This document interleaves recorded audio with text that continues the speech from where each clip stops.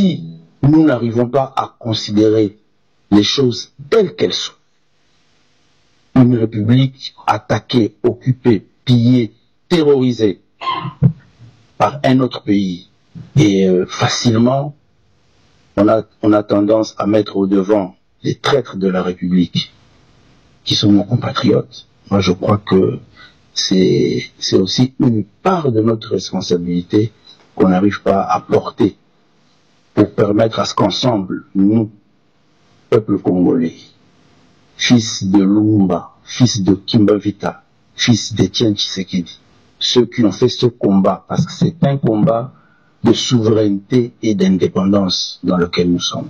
C'est le combat qu'ils ont fait dans les années 60, c'est le combat que certains ont fait dans les années 90 avec la guerre de l'AFDEL qui nous a amené toutes ces forces négatives étrangères.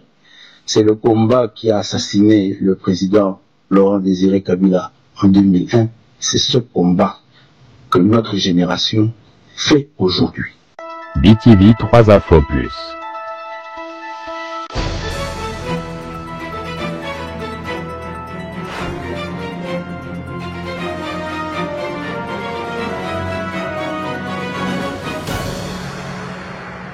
Rien que la vérité.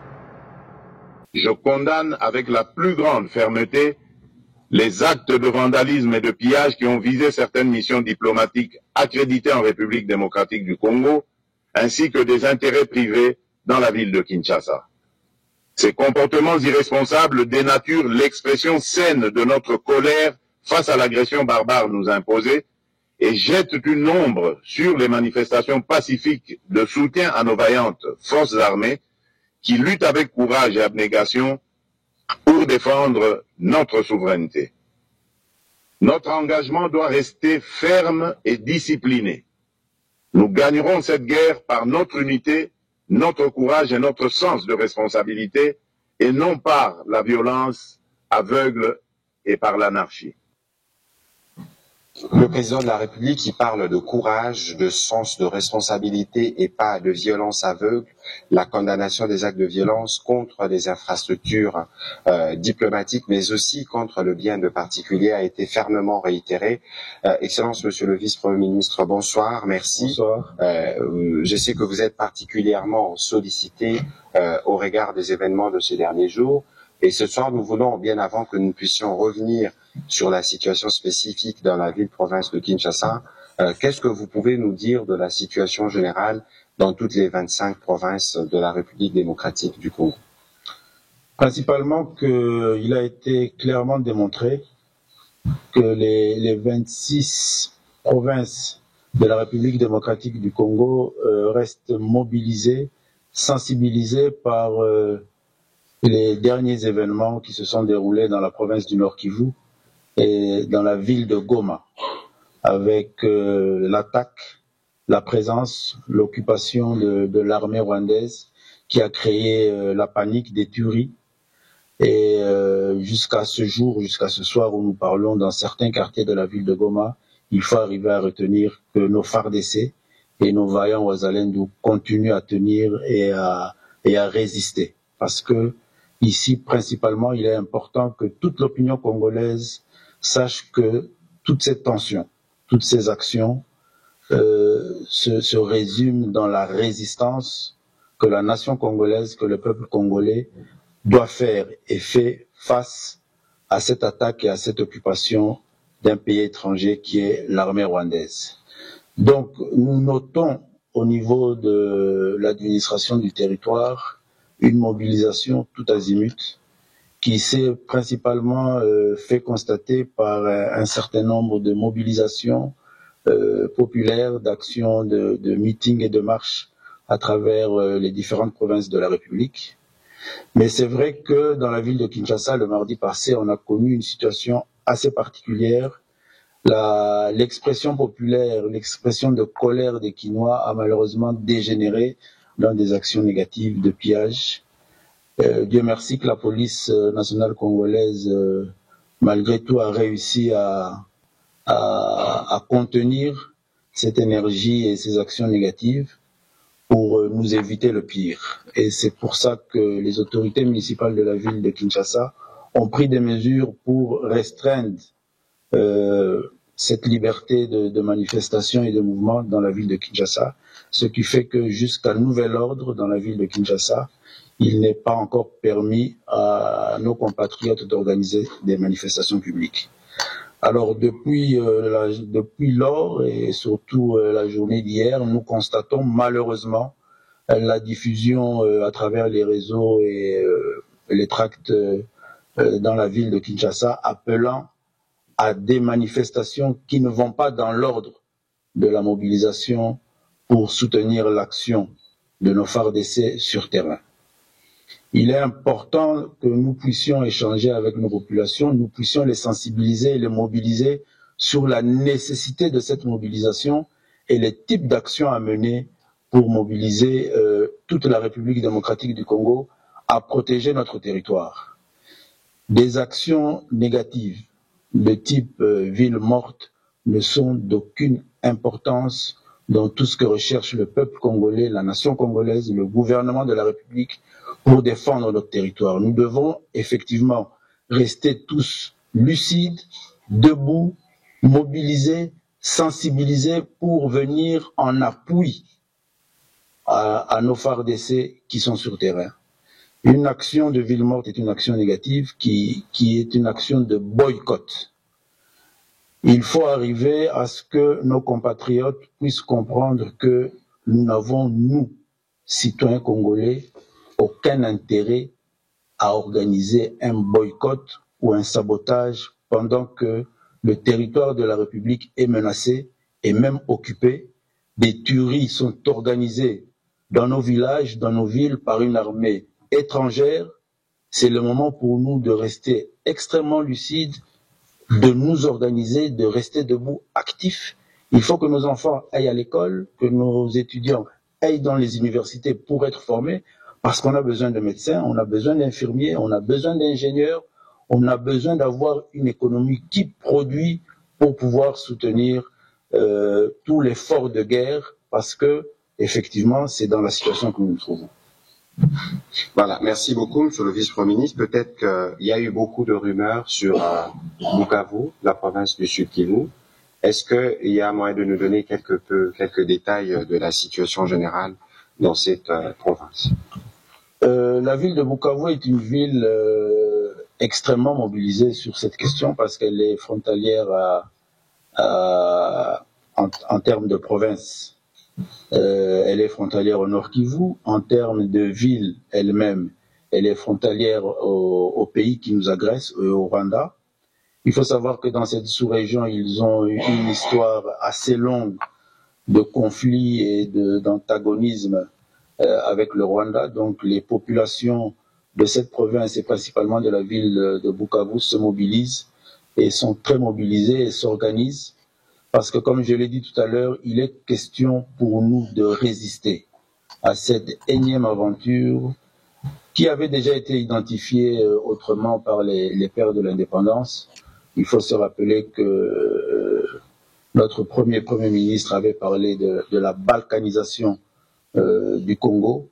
C'est toujours dans cette même œuvre que nous sommes en train de subir ces affres, cette guerre.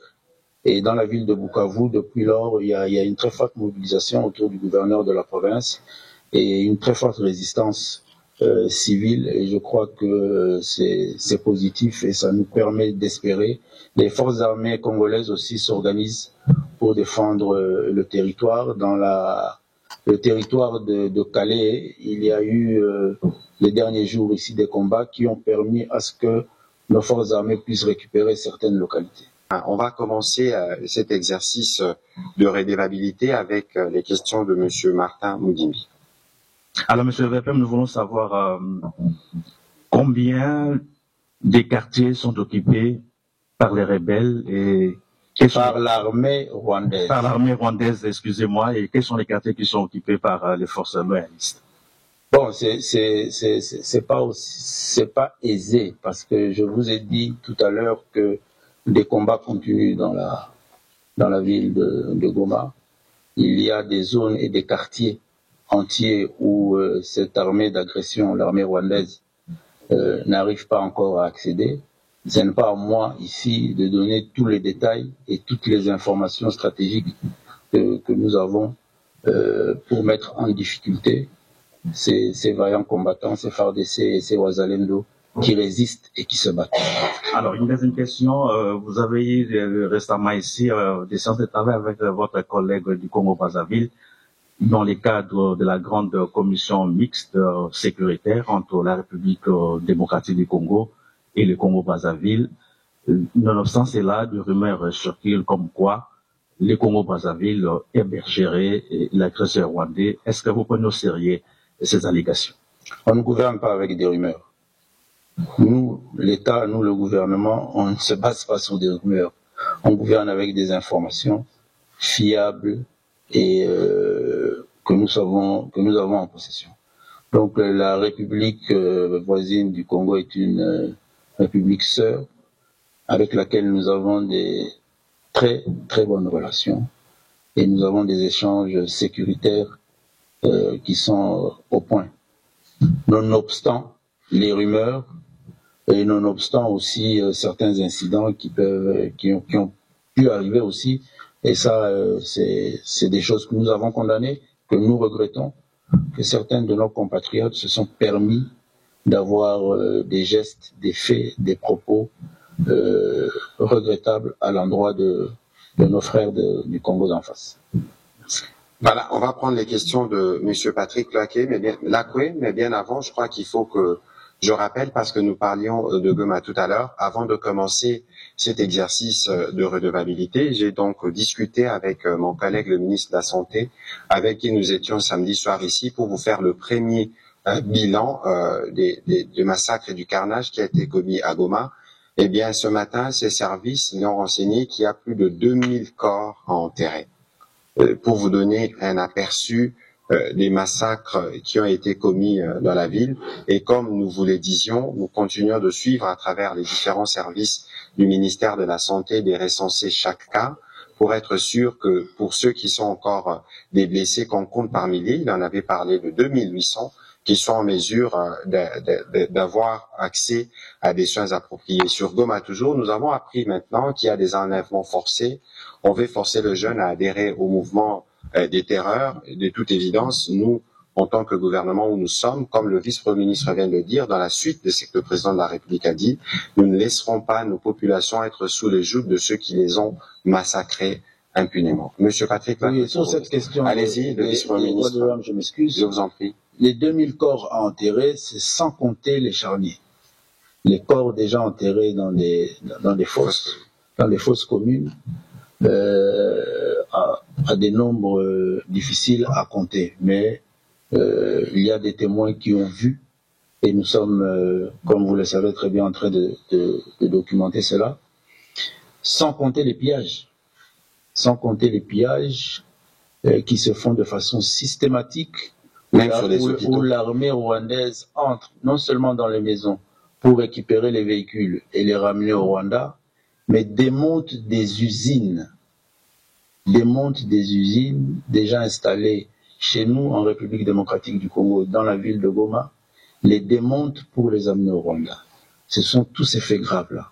Et quand il y a tous ces faits graves-là faits par une armée étrangère, même si elle a des complices de nationalité congolaise, des traîtres. Moi, je m'adresse à vous, la presse. Il faut éviter de faire fi des réalités. Monsieur le vice-premier ministre, ministre en charge de l'Intérieur, vous parlez des mesures prises pour renforcer la sécurité à Kinshasa. De quoi il s'agit exactement? Quelles sont ces mesures, si on peut le savoir? Nous avons une information qu'une organisation, malheureusement, politique, œuvrait dans le même sens. D'organiser des sabotages dans la ville au profit de l'appel à la mobilisation en soutien au FARDC. Et ils ont eu à disséminer dans la ville de Kinshasa, dans certains quartiers, des pneus et des cocktails Molotov. Nos mesures de sécurité que nous prenons avec la police nationale congolaise nous ont permis d'avoir l'information, de détecter ces caches et de ramasser tout ce matériel avant même que le jour se lève. Donc, c'est un travail de ce type que fait la police nationale congolaise et les services dans la ville pour vous sécuriser, pour sécuriser les Quinois, pour permettre à ce que nos journées soient des journées normales, que nous ayons tous, sans stress, sans panique, sans psychose, à nous concentrer sur comment chacun d'entre nous peut apporter son apport, son soutien au gouvernement, au président de la République, Félix-Antoine Tshisekedi, aux forces armées congolaises et aux vaillants Ouazalais. BTV 3 Info Plus.